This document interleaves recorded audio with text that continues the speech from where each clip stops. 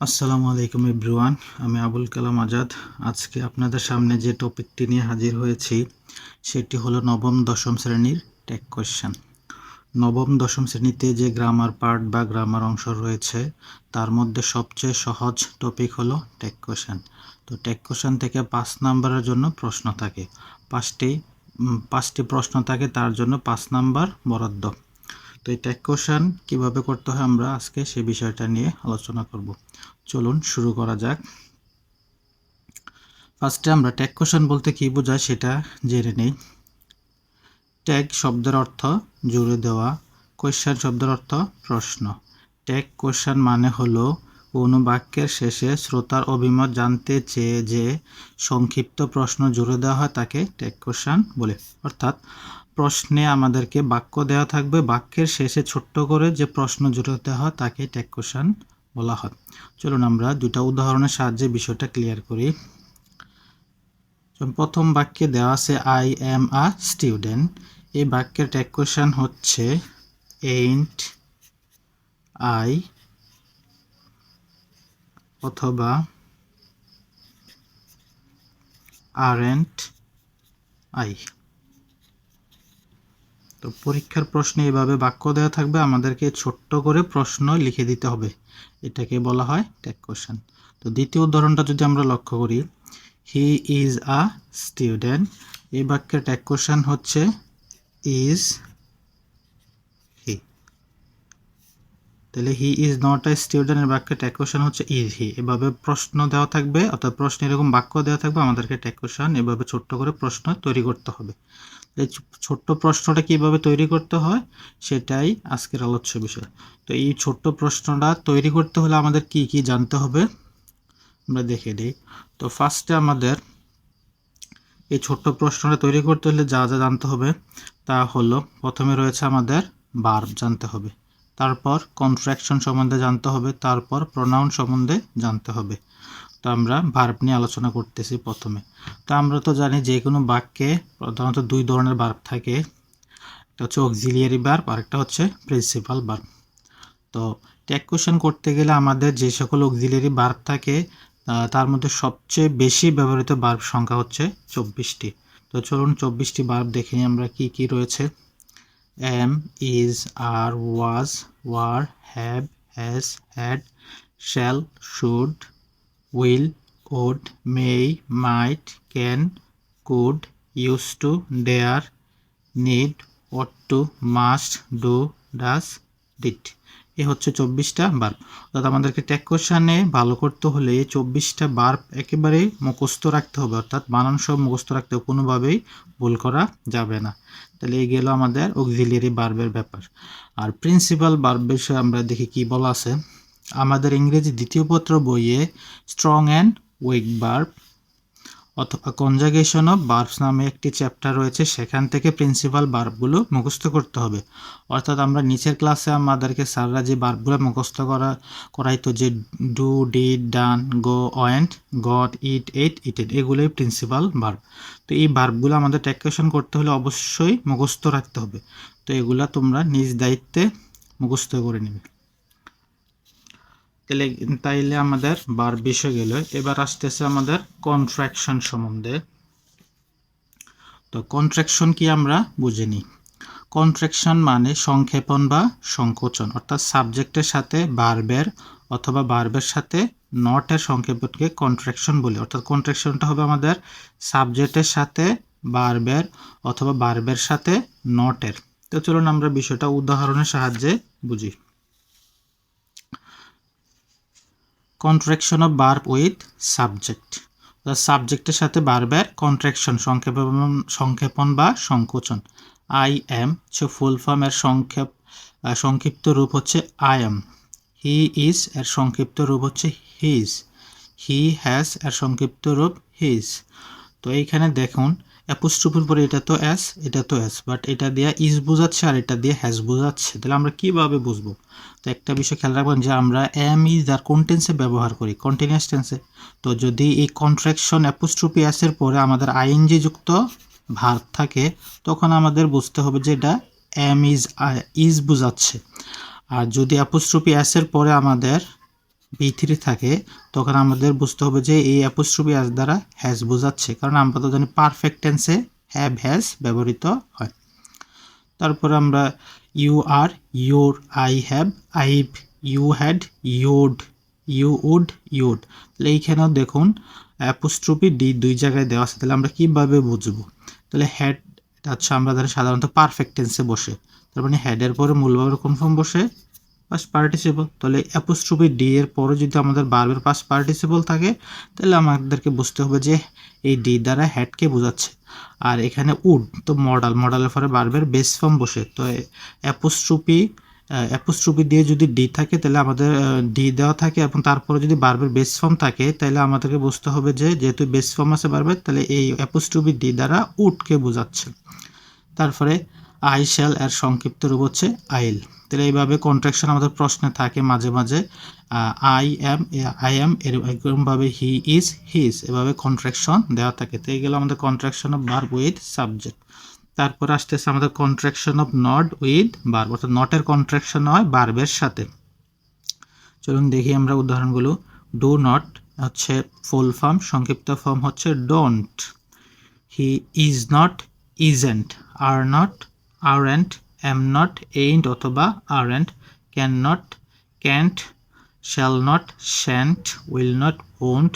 Must not, mustn't. অর্থাৎ এইভাবে আমাদের যে অক্সিলিয়ারি ভার্বের কথা বলছি আমরা, এদের অধিকাংশ ভার্বগুলো সাবজেক্টের সাথে এভাবে কন্ট্রাকশন হয়, আবার নটের সাথে, অর্থাৎ ভার্বের সাথে নটের কন্ট্রাকশন হয়। আমাদের টেক কোয়েশন করতে গেলে অবশ্যই নটটাকে কন্ট্রাকশন আকারে লিখতে হয়। তাহলে আমরা প্রথমে বলছিলাম যে টেক কোয়েশন করতে গেলে আমাদের তিনটা জিনিস প্রয়োজন হবে। প্রথমত হচ্ছে বার, তারপরে গেলে আমাদের কন্ট্রাকশন। তাহলে আমরা এই দুই টাইপের কন্ট্রাকশন পাবো। তারপর আসতেছে যে বিষয়টা, সেটা হচ্ছে আমাদের প্রনাউন। তাহলে আমরা প্রনাউন তো আমরা জানি, নাউনের পরিবর্তে যে ওয়ার্ড বসে সেটাই হচ্ছে প্রনাউন। তো এখানে টেক কোয়েশনে আমরা দেখি কি কি প্রনাউন ব্যবহৃত হতে পারে। পুরুষ বা পুরুষবাচক শব্দটি সিঙ্গুলার নাউন হলে তার পরিবর্তে প্রনাউন হিসেবে হি বসে। অর্থাৎ টেক কোয়েশনে যদি কোনো পুরুষবাচক শব্দ পাই, যেমন পুরুষবাচক শব্দ বললাম যে রানা, তো রানা যেহেতু পুরুষবাচক শব্দ, তার পরিবর্তে আমরা হি লিখতে হবে প্রনাউন। এরকম পুরুষবাচক শব্দ থাকলে তার পরিবর্তে আমরা হি ব্যবহার করতে পারি। তারপর স্ত্রী বা স্ত্রীবাচক শব্দটি সিঙ্গুলার নাউন হলে তার পরিবর্তে প্রনাউন হিসেবে সি। তাহলে স্ত্রীবাচক শব্দ কি? যেমন আমরা বললাম যে রিনা, তো রিনা একটা স্ত্রীবাচক শব্দ, তো সেক্ষেত্রে আমরা প্রনাউন হিসেবে লিখতে পারি সি।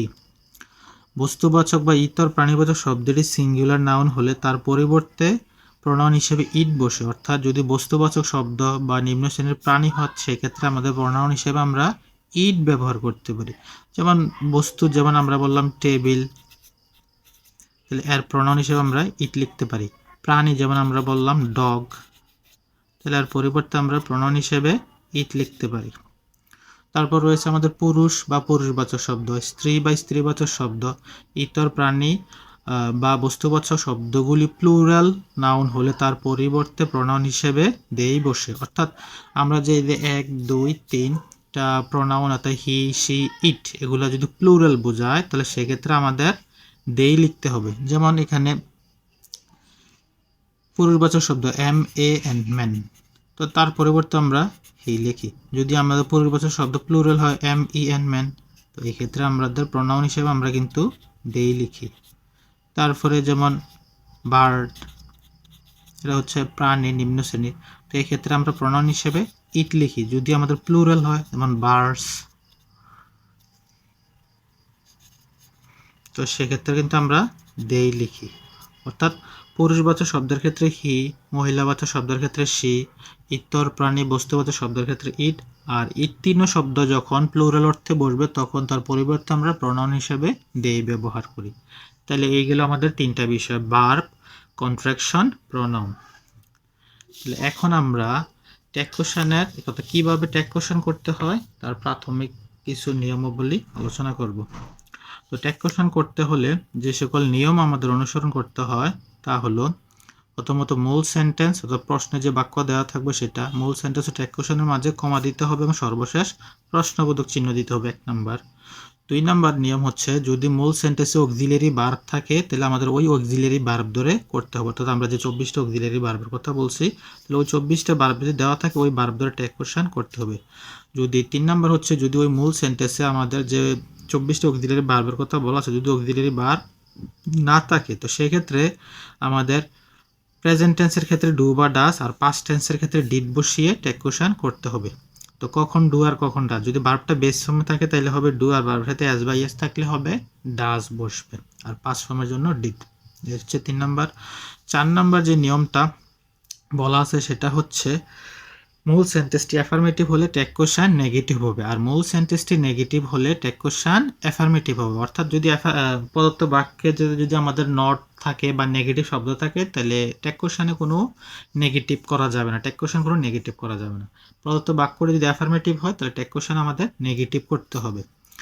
5 নাম্বার সর্বশেষ যে নিয়মটা বলা আছে মূল সেন্টেন্সের সাবজেক্টের প্রোনাউন টেক কোশ্চেনের সাবজেক্ট হিসেবে বসে। অর্থাৎ মূল সেন্টেন্সের যে সাবজেক্ট দেওয়া থাকবে সেটা টেক কোশ্চেন সবসময় টেক কোশ্চেনের সেটার প্রোনাউন সবসময় টেক কোশ্চেনের সাবজেক্ট হিসেবে বসে। যেমন আমরা দেখছি পুরুষবাচক শব্দের ক্ষেত্রে আমরা প্রোনাউন হিসেবে হি ব্যবহার করছি, স্ত্রীবাচক শব্দের ক্ষেত্রে আমরা প্রোনাউন হিসেবে সি ব্যবহার করছি, বস্তুবাচক প্রোনাউনের ক্ষেত্রে ইট, তারপরে উভয়টির প্লুরালের ক্ষেত্রে আমরা দে ব্যবহার করছি। তো মূল সেন্টেন্সে যে সাবজেক্ট দেওয়া থাকবো তার পরিবর্তে হি সি ইট অথবা দে এই প্রোনাউনগুলোই ব্যবহৃত হয়।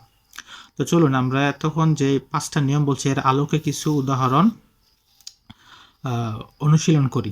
যেমন প্রথম উদাহরণটা দেওয়া আছে man is the best creature of god. তাহলে আমরা নিয়মাবলীর মধ্যে দেখতে পেয়েছি যে মূল সেন্টেন্স টেক কোশ্চেনের মাঝে কমা দিতে হবে, সর্বশেষ প্রশ্নবোধক চিহ্ন বসবে। আচ্ছা এই ছিল 1 নম্বর নিয়ম। তারপর হচ্ছে মূল সেন্টেন্সে যদি অক্সিলারি ভার্ব থাকে তাহলে সেটার দ্বারা টেক কোশ্চেন করতে হবে। তাহলে এই সেন্টেন্সের মধ্যে অক্সিলারি ভার্ব ইজ আছে যেহেতু আমরা নিয়ে আসলাম ইজ।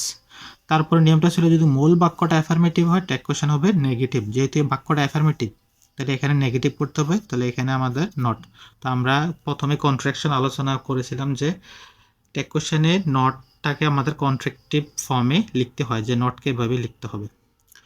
আচ্ছা তো যেহেতু বাক্যটা অ্যাফার্মেটিভ তাহলে এখানে আমাদের এটা টেক কোশ্চেন নেগেটিভ করতে হবে, নট দিতে হয়, নট দিয়ে দিলাম। তারপর মূল সেন্টেন্সের সাবজেক্টের প্রোনাউন হবে টেক কোশ্চেনের সাবজেক্ট। তো মূল সেন্টেন্সের সাবজেক্টের নাউনের প্রোনাউন হবে টেক কোশ্চেনের সাবজেক্ট।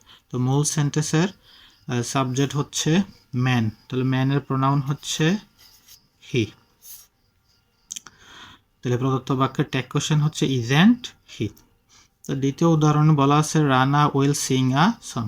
তাহলে আমাদের নিয়ম অনুসারে মূল সেন্টেন্স টেক কোশ্চেনের মাঝে কমা, সর্বশেষ প্রশ্নবোধক চিহ্ন। তারপর অক্সিলারি ভার্ব থাকলে অক্সিলারি ভার্ব নিয়ে আসতে হবে। তাহলে প্রদত্ত বাক্যে অক্সিলারি ভার্ব হচ্ছে উইল, আমরা নিয়ে আসলাম উইল। যেহেতু বাক্যটি অ্যাফার্মেটিভ তাহলে টেক কোশ্চেন হবে নেগেটিভ, তাহলে এখানে নট দিতে হবে। তাহলে একটা জিনিস আমাদের খেয়াল রাখতে হবে উইল নটকে কিন্তু আমরা সংক্ষেপে লিখতে হয়, সেটা হচ্ছে ওন্ট। মূল সেন্টেন্সের সাবজেক্ট হচ্ছে রানা, তো রানার প্রোনাউন হচ্ছে হি। প্রদত্ত বাক্যের টেক কোশ্চেন হচ্ছে ওন্ট হি। তারপর তৃতীয় উদাহরণটা আমরা যদি দেখি মূল সেন্টেন্স টেক কোশ্চেনের মাঝে কমা, সর্বশেষ প্রশ্নবোধক চিহ্ন।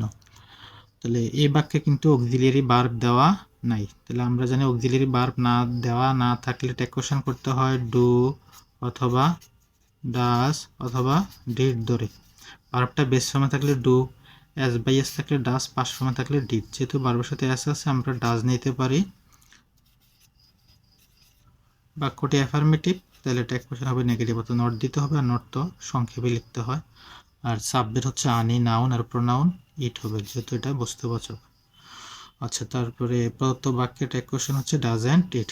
তারপর আমরা যদি চতুর্থ উদাহরণটা দেখি বার্ডস কান্ট সুইম। তো পাখি সাঁতার কাটতে পারে না। তাহলে মূল সেন্টেন্স টেক কোশ্চেনের মাঝে কমা, সর্বশেষ প্রশ্নবোধক চিহ্ন। তারপর প্রদত্ত বাক্যে যদি অক্সিলারি থাকে অক্সিলারিটাকে প্রথম নিয়ে আসতে হবে। তো প্রদত্ত বাক্যে অক্সিলারি ক্যান আছে, আমরা এখানে ক্যান নিয়ে আসলাম। তারপরে বাক্যটা অ্যাফার্মেটিভ হলে এখানে নেগেটিভ হবে, অর্থাৎ এখানে নট থাকলে নট দেওয়ার দরকার নেই, এখানে নট না থাকলে এখানে আমরা নট দেবো। যেহেতু এখানে নেগেটিভ নট আছে তাহলে এখানে নট দেওয়ার প্রয়োজন নেই। তারপর প্রদত্ত বাক্যের সাবজেক্টের প্রোনাউন হবে টেক কোশ্চেনের সাবজেক্ট। তো প্রদত্ত বাক্যের সাবজেক্ট হচ্ছে বার্ডস, যেটা ইতর প্রাণীবাচক কিন্তু এটা প্লুরাল, তো আমরা জানি প্লুরাল ক্ষেত্রে প্রোনাউন হিসেবে দেই বসে। তাহলে প্রদত্ত বাক্যের টেক কোশ্চেন হচ্ছে ক্যান দেই। এতক্ষণ যা কিছু আলোচনা করলাম আশা করি বুঝতে পেরেছেন। তারপরও যদি কারো কোনো বিষয় বুঝতে কোনো সমস্যা থাকে নিম্নে ভিডিওর নিচে কমেন্ট বক্সে কমেন্ট করতে পারেন। তো আজকে এই পর্যন্তই, দেখা হচ্ছে পরবর্তী ক্লাসে। সে পর্যন্ত সবাই সুস্থ থাকুন, ভালো থাকুন। আল্লাহ হাফেজ।